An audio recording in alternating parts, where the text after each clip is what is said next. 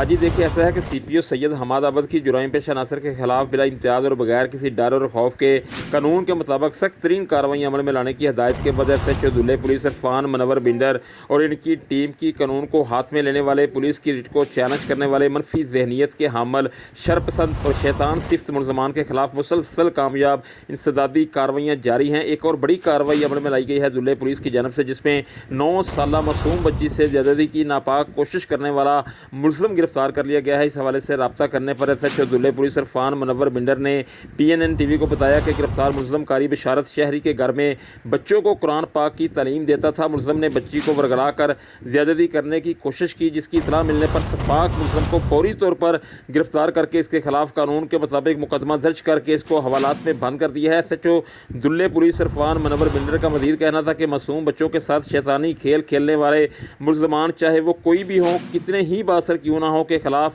1 minute کی تاخیر کیے بغیر قانون کے مطابق سخت ترین کارروائی عمل میں لائی جائے گی اور اس ضمن میں کسی بھی قسم کا کوئی بھی دباؤ یا سفارش ہرگز قبول نہیں کی جائے گی۔ دوسری جانب سماج دشمن عناصر کے خلاف مسلسل کامیاب انسدادی کارروائیوں پر علاقہ تھانہ دھلے کے عوامی سماجی حلقوں نے دھلے پولیس کو بھرپور خراج تحسین پیش کرتے ہوئے سی پی او سید حماد آباد کا دل کی اتھاہ گہرائیوں سے شکریہ ادا کیا ہے۔